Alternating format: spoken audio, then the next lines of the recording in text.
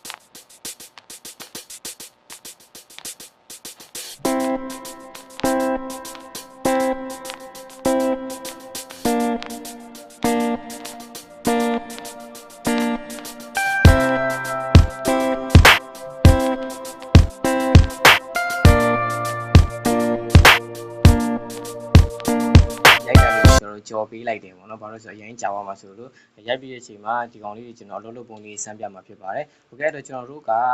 ဒီတော်တော်များများကိုပေါ့နော်မြန်မာတန်တီးလို့ရတဲ့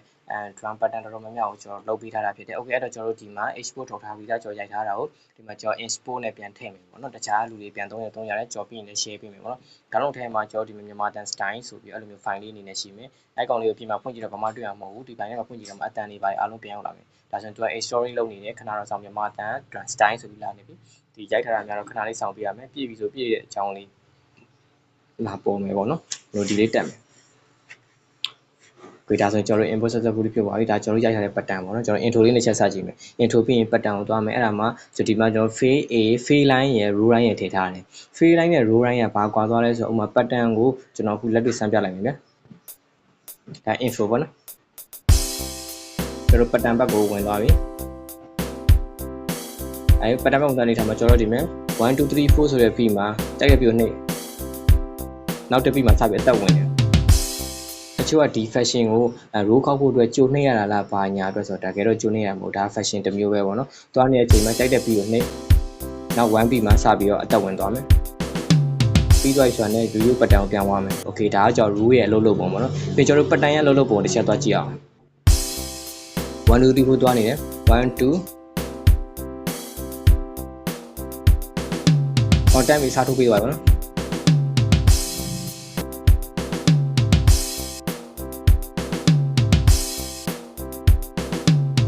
fade ရဲ့ pattern ကအဲ့လိုပဲဒါတော့ကျွန်တော်တို့ဒီအခုနောက်ပိုင်းလုံးဝအမြင့်နေတုံးနေတဲ့ design ပဲဖြစ်သွားမယ်ပေါ့နော်ဒီကြောင်အောက်က row ကကြောင်ကျွန်တော်တို့ row ဝင်မှုအတွက်ကြိုပြီးတော့ခုနပြောကြိုက်တဲ့ပြီးမှနေနောက်တစ်ပြီးရ1ပြီးမှနောက်တစ်ပါးရ1ပြီးမှအလုပ်လုပ်သွားမယ်ဒီကောင်ကြောင်သွားနေတဲ့ဘားမှာကိုပဲရောက်နေတဲ့ဘားနေရာမှာ row fade ကအစားထိုးသွားမယ်ပေါ့နော်အဲ့လို style လေးပါကျွန်တော်ပြန်ဆန်းကြည့်အောင်ကိုကြောင်ဒီက row ခောက်ကြည့်မယ်စားတက်ဝင်ပြီကျွန်တော်ဒီက fade ကိုဆက်မယ်ပြီးပါကောင်းမယ် okay အဲ့လိုမျိုးပြင်ကျွန်တော်တို့ဒီမှာ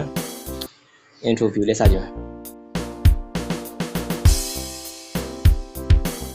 ကျွန်တော်ဒီမှာ row ခေါက်မယ်အလုံးလုံးလေး1ပြီးမှလုံးမယ်ကိုပြင်ကျွန်တော်တို့ fade မှာတစ်ချက်ဆန်းကြည့်မယ်3ပြီးမှခေါက်မယ် okay ထပ်ဆန်းမယ်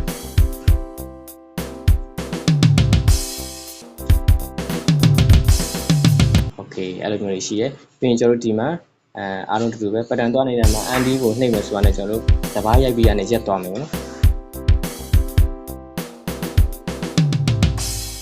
ဒါတော့သူရဲ့လုပ်နေပါနော်အားလုံးပဲအဆင်ပြေကြပါစေကျွန်တော်ဒီ application တွေဝယ်ယူသုံးချင်တယ်ဆိုတော့ကျွန်တော်ရဲ့Telegram Viber မှာလာပြီးလာရောက်စုံစမ်းနိုင်ပါတယ်ခင်ဗျာနော်